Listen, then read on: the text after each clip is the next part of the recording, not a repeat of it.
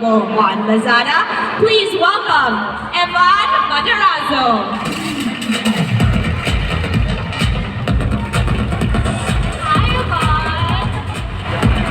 Alright, so we will be picking Evan's brain in just a little bit, but joining her, we also have fashion editor, Yana Lopez.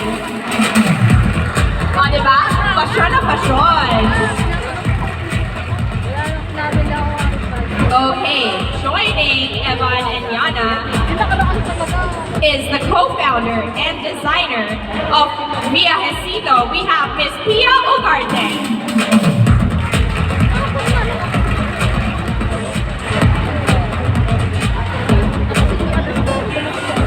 Up next, we also have the founder of Vestido and Curator Studio, and of course, celebrity stylist.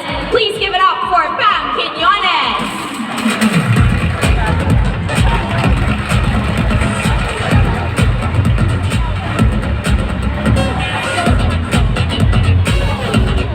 All right, actually, ladies, let's scoot in a little bit. Maybe take one seat up. Perfect. All right. Now, guys, give it up for your Lazada ambassador, Miss Bea Alonzo. All right, there you guys have it. Hi, Bea. Hello, ladies. Okay, guys, so usually when we do a panel, I try to ask all of our members, I want to make it as conversational as possible. I want it to feel like lahat tayo dito magkasama-sama lang, nagchichikahan lang tayo. So ladies, I want to pick your brain. Let's first talk about Lazlo, diba? So for those that don't know, Lazlo is really all about enabling the Kalazadas to experiment with different styles and to be able to express your personality. So ladies, how has your journey been like when it comes to finding your own sense of self and also a sense of style? Maybe let's start with Yana as the stylist. Me? Yes. So, can you guys hear me? Yes, we can. I have always been a fan of shimmer. As you can see. As you can tell. Like, I like a good glitter dress. I like a bold print. So, I think for me, figuring out my personal style has been a lot about accepting that maybe what I like is not what everybody else likes. Right? Okay.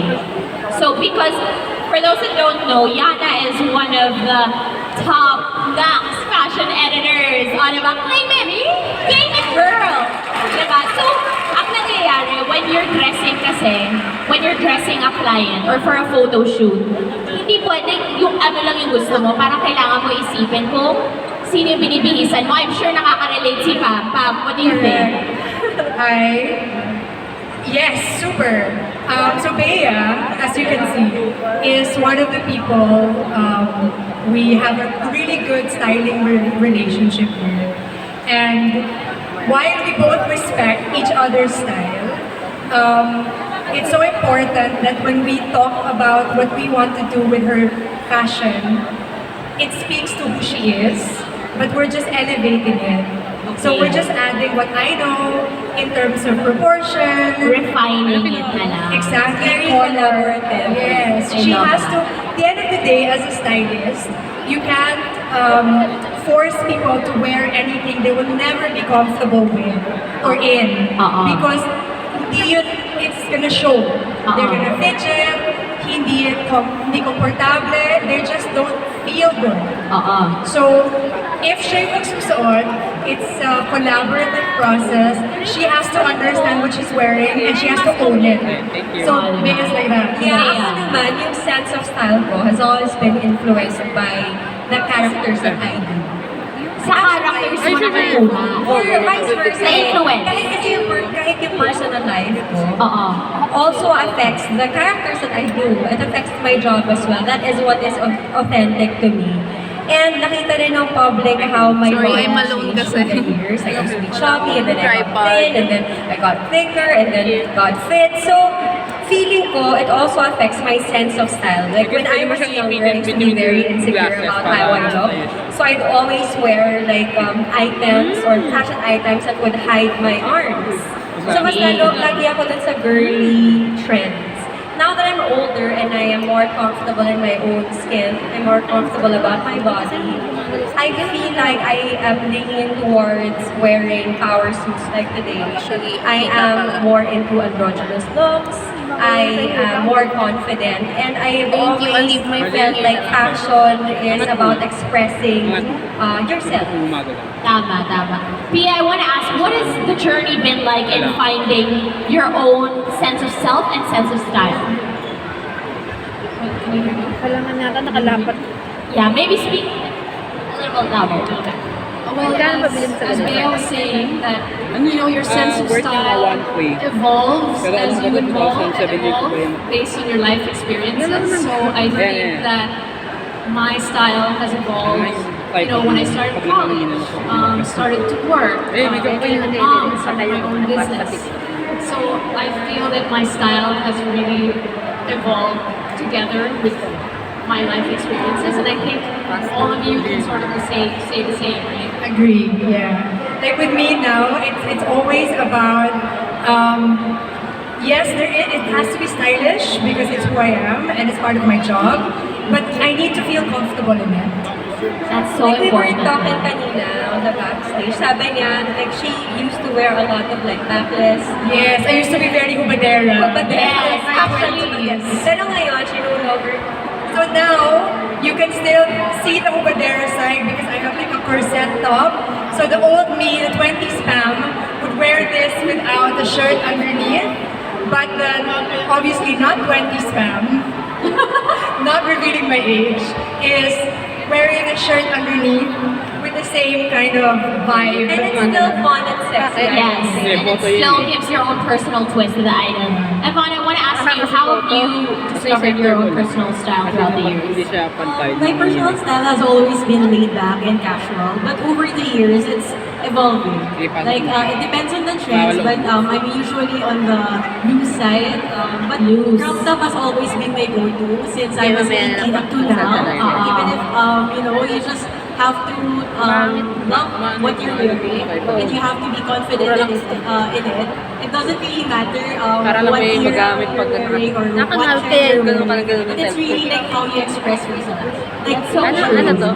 Okay, so actually Bea mentioned kanina na, how she used to dress in college is now different how she dresses now, right, as a mom. Ladies, if you guys could go back to your 18-year-old self, how would you style yourself knowing what you know now? Okay, let's start with Bea. Sorry. Well, at 18, I was smack in the middle of my freshman year of college, so it was sweats for the cold weather. Yan ang drum team ni Bea. And you know what? I would style myself no other way, because I think the way you look back at how you dress is what you were experiencing. It's almost like a throwback. It's like when you listen to a song. Oh, You listen to a song from 1995, don't you get thrown back to how you were feeling? Yeah, So I that's don't true. know if I would. Of course, I made bad fashion choices, but like, I wouldn't style myself any differently. Any Because different? when I look back The at confidence that's sa mga choices mo. when I look back at pictures, it's like, ooh, you know what? I was having fun. I was. As long as you're having fun. I was happy. I was nervous that day. Yeah. It's like, Okay, how about Bea naman? How would you dress? Yes, how would you dress your 18-year-old self? Ako kasi nung bata ako, I was... Parang last year lang yun, di ba? So, Actually, mga 2 years ago. wow! Hindi. Nung bata kasi ako, I was very...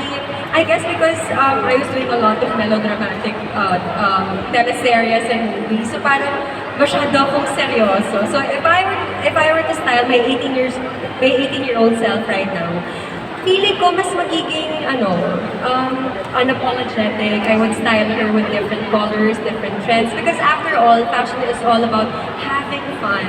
True. And I felt like hindi ako masyadong nag-enjoy nung bata ako. So baliktad, now I am enjoying more now. Mas confident ka na to experiment. Yes. Unlike before, kasi I would always think about how other people would perceive me if I wear the certain trend. So now I care less about how people would perceive me. Ako baliktad. Ano? When I was 18, I was so experimental. I was in college, height of Sex in the City. So I was wearing stiletto heels every day. Grabe. I was Sa in campus? college, sa campus. Palaban. Tiis ganda. Super. So the idea of tiis ganda in fashion has always been with me. So kind of baliktad kasi during the time, I was always about, parang nag-awaken sa akin yung idea of fashion. So I wanted to keep experimenting in the fashion sphere. So from heels to like bangles, name it. More is more.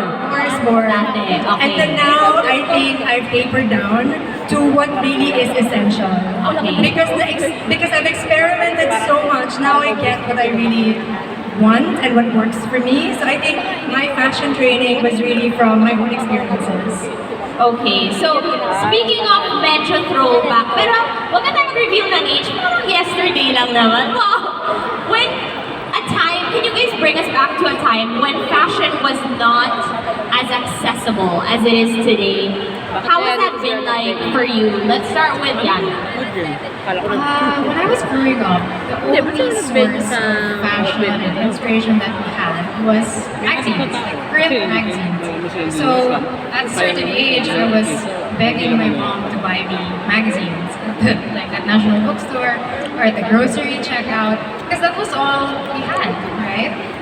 But now I feel like you click, exactly, it's everywhere. Like you click a button, you have a style peg, you go on Pinterest, you know what you want to wear. So I feel like the trend cycle now is also so much faster.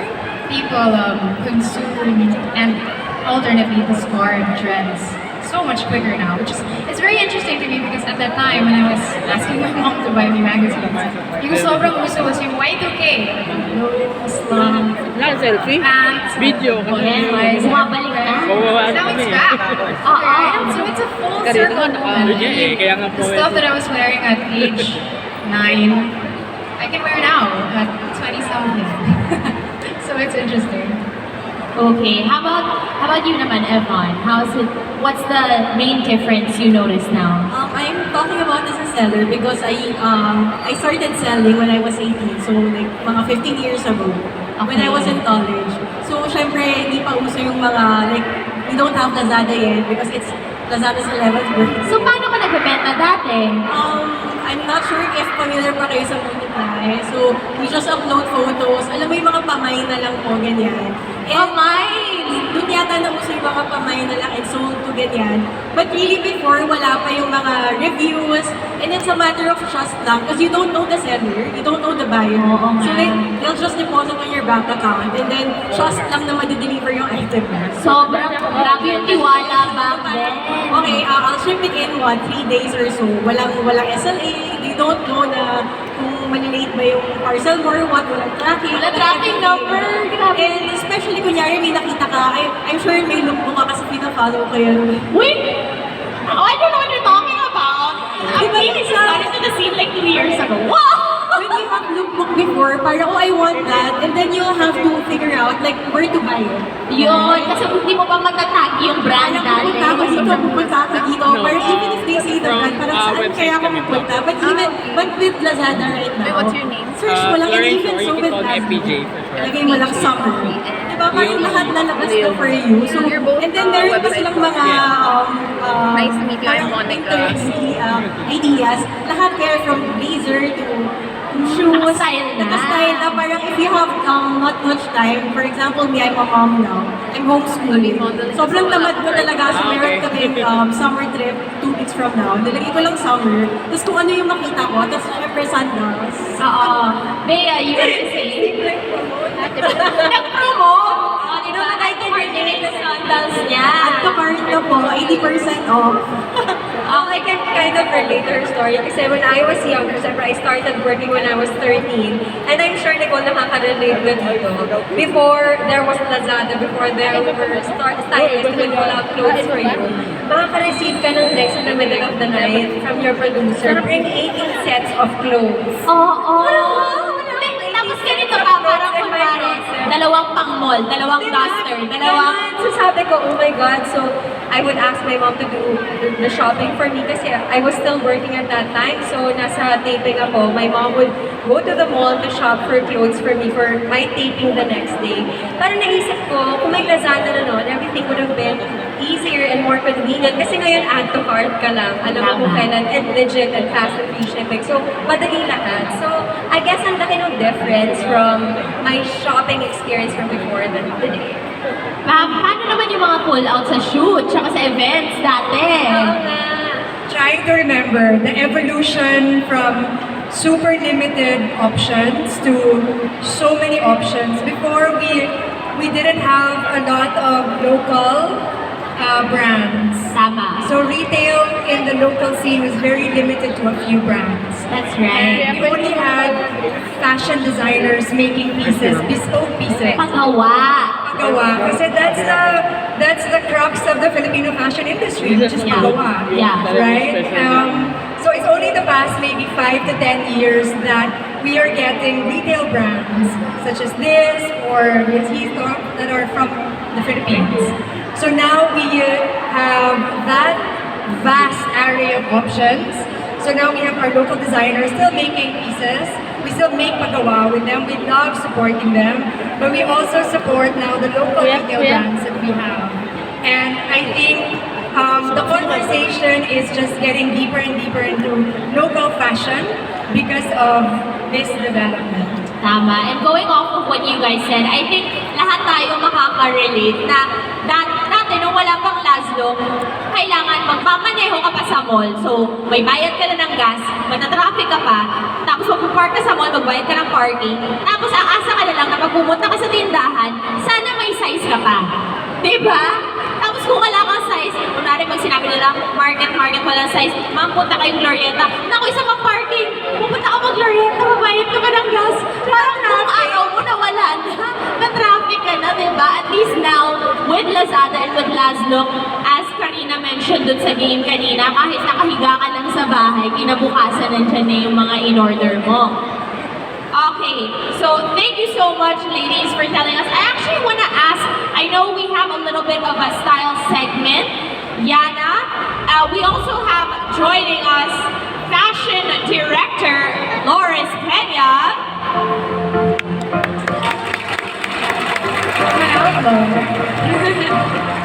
All right, so Loris and Yana are going to explain to us some style looks that you guys put together. So, ladies, let's see what you guys have on with your models. At dahil this 3-3, sagot na namin ang katong-katong na discounts para sa mas pinakamalaking savings, fast and free shipping, and up to 1,000 pesos of cashback offerings. You guys can all just add to cart. Kami na ang bahala sa inyo sa Lazada discounts. When you guys check out ng anong oras? 8 p.m. Tama. O diba? May audience participation pa rin tayo. Alright, Loris and Yana, let's see what you guys came up with your looks.